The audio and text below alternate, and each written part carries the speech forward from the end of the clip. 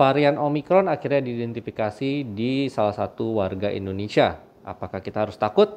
Yuk kita bahas update-nya di episode RS Cepat Waras kali ini.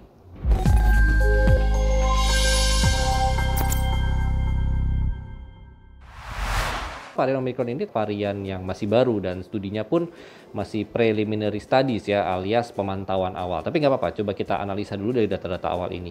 Kalau soal gejala, varian Omicron ini kurang lebih masih sama ya, flu-like syndrome. Kalau misalnya gejalanya lebih berat bisa menimbulkan sesak napas. Dari pemantauan saat ini dari negara-negara yang saat ini sedang terdampak Omicron ya, di Afrika Selatan dan banyak negara lain, penularannya memang sangat cepat sekali. Dikatakan dari studi itu jauh lebih cepat dibandingkan varian Delta.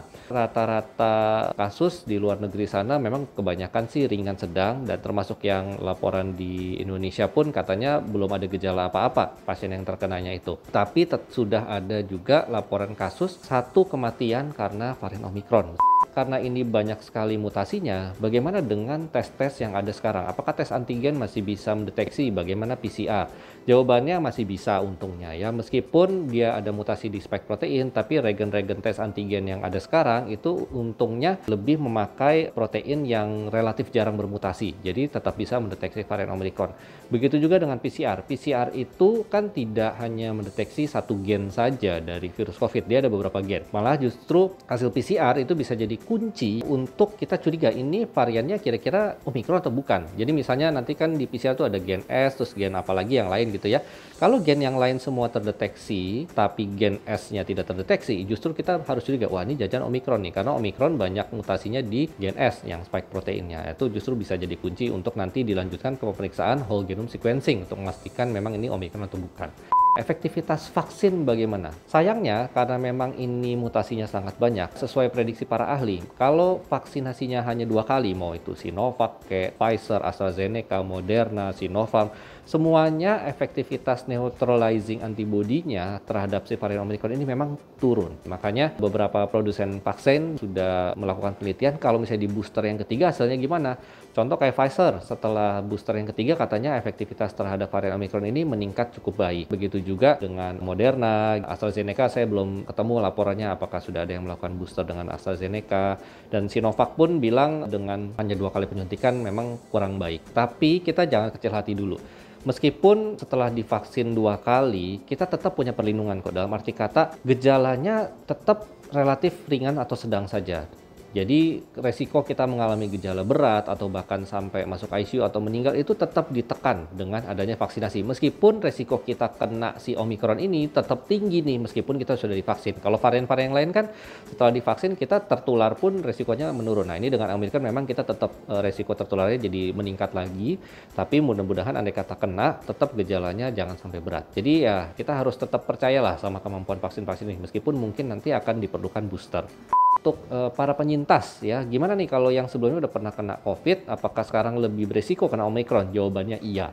Sayangnya para penyintas itu diketahui tetap memiliki resiko terinfeksi ulang yang tinggi dengan varian Omicron yang baru ini ya. Tapi kalau misalnya penyintas terus setelah dia sakit COVID dia divaksinasi, wah itu termasuk cukup efektif ya untuk melawan varian Omicron ini ya, antibodinya cukup baik. Jadi ya yang penyintas-penyintas juga jangan kecil hati ya, kalau belum vaksinasi segera vaksinasi. Kan sekarang tuh jadwal untuk penyintas divaksin boleh 1 bulan, tapi kalau misalnya gejalanya agak berat baru tuh 3 bulan. Jadi bisa lebih cepat. Jadi jangan tunda-tunda vaksin mentang-mentang sudah pernah mengalami COVID.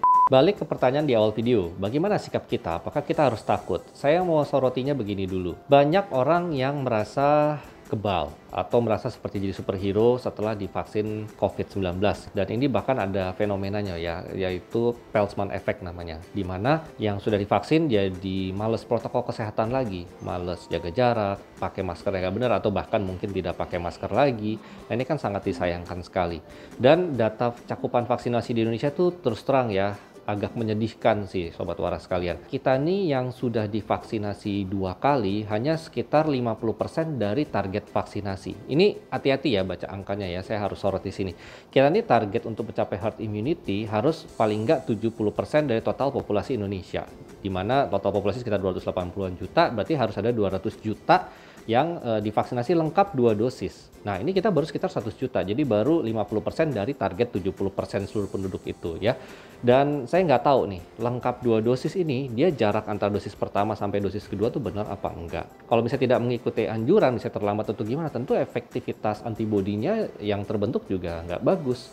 Nah, apalagi kalau Anda sekalian baru vaksinasi satu kali, aduh jangan merasa sudah kebal gitu ya. Saya sendiri sudah pernah ngetes di video sebelumnya gitu ya. Setelah saya disuntik vaksin satu kali itu belum terbentuk antibodi ya. Saya tuh baru terbentuk antibodi kira-kira 2 minggu setelah vaksinasi yang kedua. Jadi jujur aja kalau baru divaksin satu kali saya anggap itu belum punya antibodi. Jadi jangan jumawa, jangan kepedean, apalagi mengingat peraturan juga Peduli Lindungi ataupun syarat perjalanan segala macam itu kan masih cuman bilang yang penting sudah vaksinasi satu kali. Itu saya pribadi menganggap aturannya kurang ketat gitu ya. Karena ya asal udah divaksin sekali udah nggak apa-apa, bisa ngapa-ngapain, bisa pergi segala macam. Nah, padahal kan sebenarnya yang kita harapkan tuh antibodi terbentuk setelah 2 kali vaksinasi. Itu yang perlu disorot pertama ya.